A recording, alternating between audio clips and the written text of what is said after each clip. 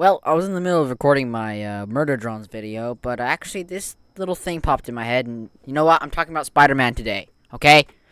Okay.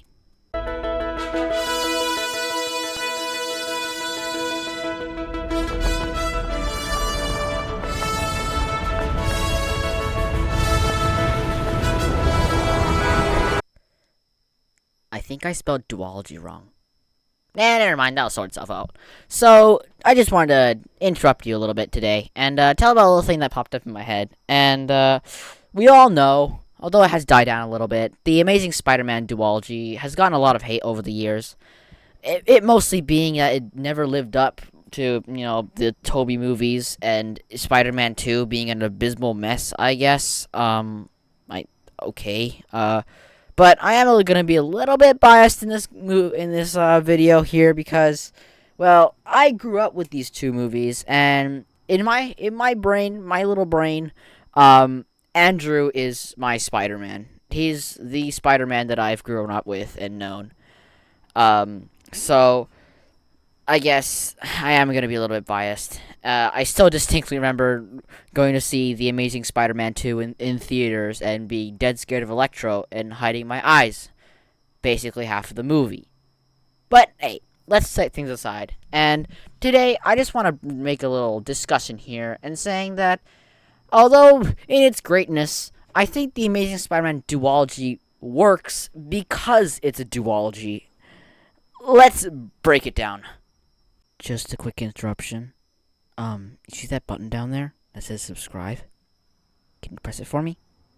Thanks. I'll go back to the video. Just make sure you like and subscribe. I want to hit 100 subscribers at the end of this year. Please help me achieve my dream. And now I'll leave you alone. Okay, bye.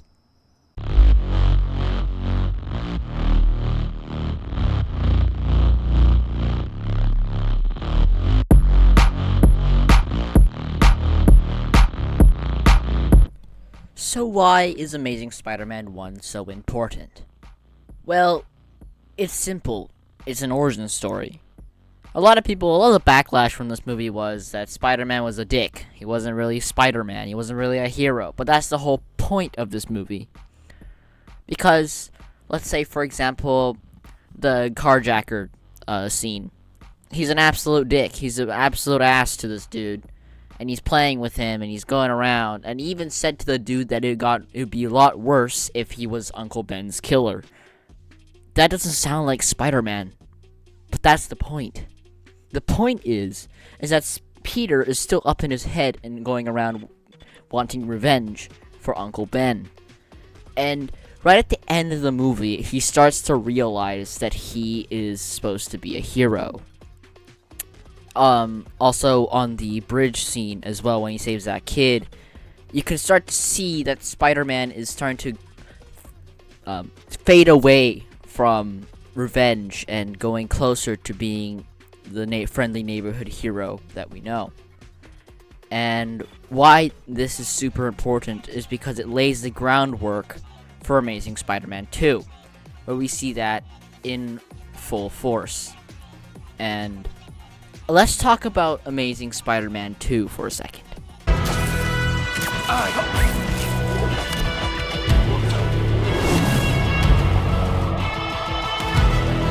In my opinion, Amazing Spider-Man 2 is one of the best representations of Spider-Man in a film ever.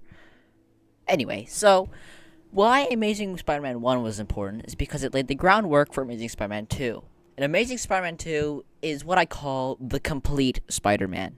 The complete Amazing Spider-Man, because this is where Spider-Man is Spider-Man. He's quipping, he's telling jokes, he's an actual hero, he's loved by everyone in the city. He's Spider-Man. He isn't what he was in the first movie, and this reflects a tonal change in the movie as well.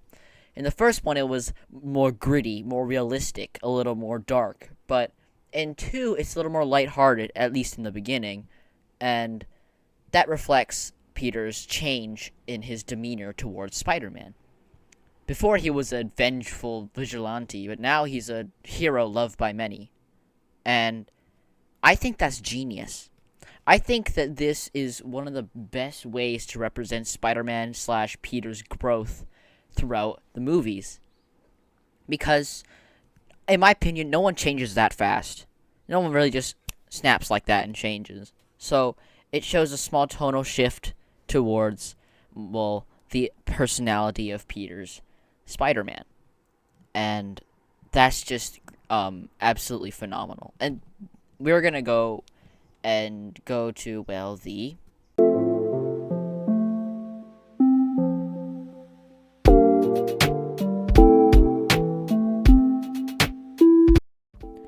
in conclusion, in my humble opinion, I think the Amazing Spider-Man duology is great because it's a duology. And the reason for that is just how it represents the growth of Peter and Spider-Man and how he deals with the persona and how it evolves through the two movies.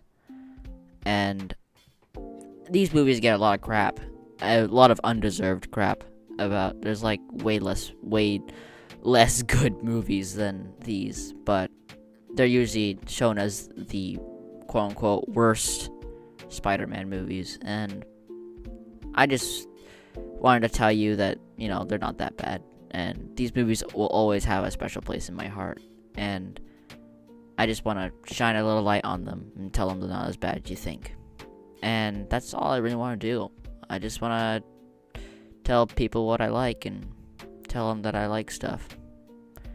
Well, enough of me being sappy. Thanks for watching. Thanks for, sticking here to the end. I think another video is gonna probably pop up soon, so you can check out that one. If you're not subscribed, then go down and click that subscribe button. What are you waiting for? And I'll see you later.